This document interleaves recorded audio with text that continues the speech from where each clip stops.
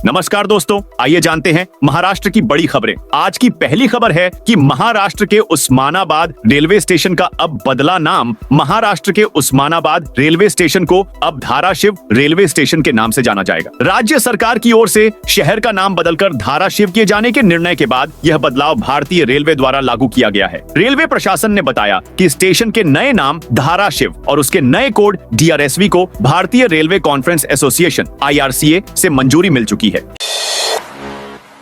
हिंगोली में कांग्रेस को नुकसान, पूर्व जिला अध्यक्ष देसाई भाजपा में शामिल। हिंगोली में आंतरिक गुटबाजी के कारण 2 महीने पहले कांग्रेस पार्टी के जिला अध्यक्ष पद से इस्तीफा देने वाले पूर्व जिला परिषद सदस्य दिलीप देसाई गुरुवार को मुख्यमंत्री देवेंद्र फडणवीस की मौजूदगी में भाजपा में शामिल हो गए। हाल के दिनों में कई कांग्रेस नेताओं ने पार्टी से इस्तीफा दे दिया है, जिसमें देसाई का इस्तीफा भी शामिल है। हिंगोली जिले में कांग्रेस में 2 गुट हैं। विधानसभा चुनाव में कांग्रेस के भीतर गुटबाजी का उन्हें खामियाजा भुगतना पड़ा।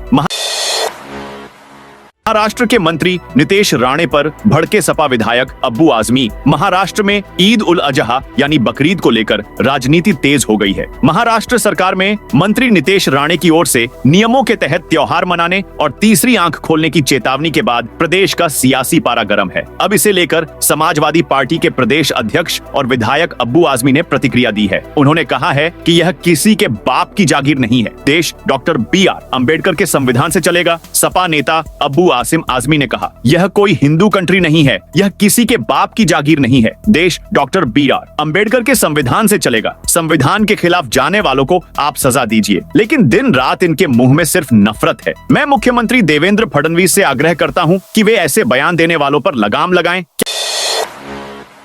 क्या शरद पवार की पार्टी का होगा एनसीपी में विलय? महाराष्ट्र में एक बार फिर से राजनीति उथल पुथल होने की आशंका है। अजित पवार और शरद पवार के नेतृत्व वाले राष्ट्रवादी कांग्रेस पार्टी एनसीपी की संभावित पुनर्मिलन की अटकलों से अजित पवार के गुट के नेता नाराज हैं। सूत्रों के अनुसार अजित पवार के गुट के वरिष्ठ नेता सुनील तटकरे और प्रफुल्ल पटेल कथित तौर पर इस विलय के खिलाफ हैं। उनका कहना है कि इस विलय से पार्टी में ताकत और पदों का बंटवारा कठिन और जटिल हो सकता है। अगर अजित और शरद की पार्टी का विलय होता है तो केंद्रीय मंत्री पदों के लिए प्रतिस्पर्धा हो सकती है। प्रफुल्ल पटेल और सुप्रिया सुले के बीच संभावना है कि केंद्रीय मंत्री पद को लेकर कड़ी प्रतिस्पर्धा हो सकती है। इतना ही नहीं, जयंत पाटिल की पार्टी में भूमिका को लेकर असमंजस बना हुआ है। यह सवाल भी बना हुआ है कि जयंत पाटिल को मंत्री पद मिलेगा या वे राज्य अध्यक्ष पद पर ही बने रहेंगे। रिजर्व बैंक ने आखिरकार यशवंत सहकारी बैंक पर वित्तीय प्रतिबंध लगा दिए। रिजर्व बैंक ने यशवंत सहकारी बैंक की वित्तीय स्थिति को देखते हुए उस पर प्रतिबंध लगा दी। ये प्रतिबंध गुरुवार 29 मई से अगले 6 महीने के लिए लागू हो गए हैं और शुक्रवार को इसकी खबर मिलते ही बैंक के जमाकर्ताओं और सदस्यों में हलचल मच गई। रिजर्व बैंक ने बैंकिंग विनियमन अधिनियम 1949 की धारा 35A और धारा 56 के तहत ये आदेश जारी किए हैं। इसके अनुसार यशवंत बैंक अब रिजर्व बैंक की मंजूरी के बिना नए ऋण जारी नहीं कर सकेगा, ऋण का नवीनीकरण नहीं कर सकेगा, कोई निवेश या संपत्ति नहीं बेच सकेगा। यशवंत बैंक मूल रूप से फलटन से है और इसका मुख्यालय कराड़ में है। भाजपा सांसद मेधा कुलकर्णी ने यशवंत बैंक के प्रबंधन के बारे में शिकायत की थी। मुंबई के लग्जरी होटल ग्रैंड हयात को मिली बम से उड़ाने की धमकी। महाराष्ट्र की राजधानी मुंबई में एक बार फिर बम ब्लास्ट की धमकी मिली है। इस बार मुंबई के लग्जरी 5 स्टार होटल ग्रैंड हयात को धमकी भरा कॉल आया है। बताया जा रहा है कि होटल के कस्टमर केयर नंबर पर एक अज्ञात शख्स ने कॉल कर कहा कि वहां बम है। मुंबई पुलिस के सीनियर अधिकारी ने बताया कि कॉल करने वाले ने यह दावा किया था कि बम 10 मिनट के अंदर फट जाएगा। इसके बाद होटल ने इस बात की सूचना पुलिस को दी और फिर पुलिस की BDDS bomb detection and disposal squad ने होटल परिसर की गंभीरता से जांच की। हालांकि गनीमत रही कि जांच में कुछ भी संदिग्ध नहीं मिला है। अहिल्यानगर जिला कांग्रेस में पदाधिकारियों की नियुक्तियां रुकी। सत्ता गिरने के बाद बिखर चुके जिला कांग्रेस संगठन के पुनर्निर्माण का समय अभी नहीं आया है। शहर जिला अध्यक्ष और कुछ तालुका अध्यक्षों के पद भी रिक्त हैं। वरिष्ठ नेता और पूर्व मंत्री बालासाहेब थोरात ने आगामी स्थानीय निकाय चुनावों के मद्देनजर जिला कांग्रेस के पुनर्निर्माण के लिए अपना दौरा शुरू किया। हालांकि यह दौरा अधूरा रह गया। कार्यकर्ता बेसब्री से इंतजार कर रहे हैं कि कब रिक्त पदों पर पदाधिकारियों की नियुक्ति होगी। मुंबई पुलिस ने नकली नोटों के रैकेट का भंडाफोड़ किया। मुंबई में मालवनी पुलिस ने नकली नोटों के एक बड़े गिरोह का पर्दाफाश करते हुए 2 आरोपियों को गिरफ्तार किया है। पुलिस ने इनके कब्जे से नकली नोट छापने की सामग्री समेत कुल लगभग 23 लाख रुपए का माल जब्त किया है। मालवनी पुलिस उप निरीक्षक डॉक्टर दीपक हिंडे और निगरानी दल मालवनी पुलिस थाना क्षेत्र में गश्त के दौरान थे, तभी उन्हें एक गुप्त सूचना मिली। सूचना के अनुसार एक नीले रंग की बलेनो कार साईं बाबा मंदिर के पास मारवे बीच रोड, मालाड, पश्चिम मुंबई में संदिग्ध अवस्था में खड़ी थी।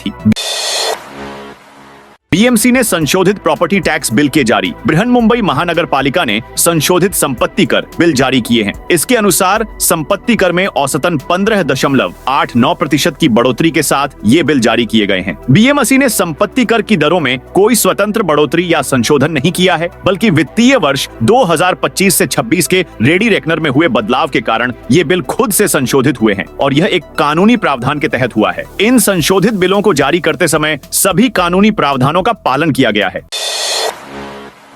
डिप्टी सीएम अजित पवार ने किया ऐलान। उप मुख्यमंत्री अजित पवार के निर्वाचन क्षेत्र बारामती के भी कई गांव इस आपदा से बुरी तरह प्रभावित हुए हैं। अजित पवार ने घोषणा की कि जिन परिवारों के घरों में बारिश का पानी घुसा है, उन्हें राज्य सरकार की ओर से 10-10 हजार रुपए की राहत राशि दी जाएगी। उन्होंने कहा कि जल्द ही यह मदद प्रभावित लोगों तक पहुंचेगी। हालांकि फिलहाल यह साफ नहीं है कि राहत पाने के लिए कौन कौन से मापदंड होंगे, लेकिन प्रशासन की ओर से प्रभावित परिवारों की सूची तैयार की जा रही है।